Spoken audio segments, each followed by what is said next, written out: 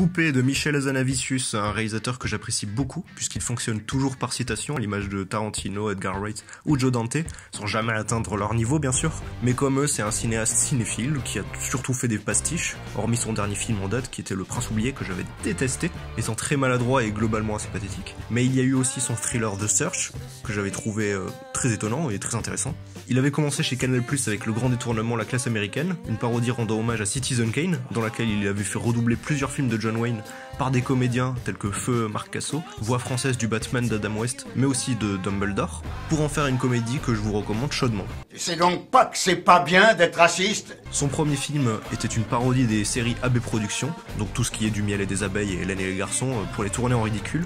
Puis il s'est rendu célèbre grâce à ses adaptations des romans OSS 117, qui se voulaient des pastiches des films d'espionnage des années 50, tout en se moquant du contexte politique de l'époque, avant d'être consacré à l'international par The Artist, hommage au passage du muet au parlant au cinéma dans les années 20, qui lui a valu les Césars et Oscars du meilleur film et du meilleur réalisateur, avant de faire Le Redoutable, un biopic sur Jean-Luc Godard, en reprenant le style du réalisateur, qui n'a malgré tout pas été très apprécié par le cinéaste et ses fans, puisque le film le critique beaucoup, étant du point de vue d'Anne Wiazemski, sa muse de l'époque.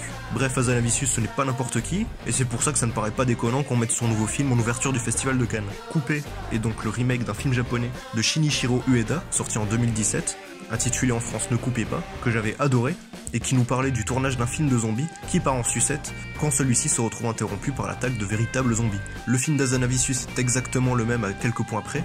Je le trouve tout de même plus drôle que l'original, je ris rarement autant devant un film, et là pour le coup j'adore ce pastiche ridicule de nanar de série Z, qui me fait beaucoup rire.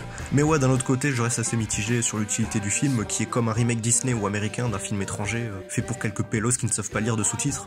Caméra, on continue de tourner, on n'arrête pas la caméra! Assez futile finalement, on y met un gros casting en se disant que ça passe, sauf que le fait que ce soit des acteurs inconnus dans le film original appuyait bien l'aspect kitsch presque involontaire et véritablement nanar de la chose, là où on sait que dans le film d'Hazanavicius c'est volontairement mauvais dès le début.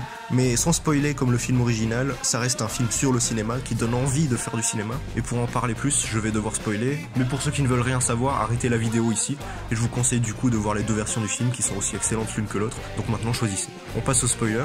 Au bout de 30 minutes, le film s'arrête et on voit la création du film qu'on vient de voir dans la première partie. Et j'adore cette mise en abîme et cette idée que si tu veux faire un film, t'as juste besoin d'un truc qui filme. Peu importe si ton film est nul à la fin ou ridicule, t'auras essayé. On a beau avoir passé 30 minutes à se moquer d'un film malgré lui, tous les nanars que vous regardez, ils ont beau être exécrables, vous riez parce que vous voyez qu'ils sont faits avec le cœur. On a beau se moquer, on ne ferait pas mieux et on voit juste une équipe qui sont tous dans la même galère et qui font malgré tout un film pour l'amour du cinéma. Donc faites des films et plantez-vous, c'est pas grave. Oh hi Mark. Sur 20.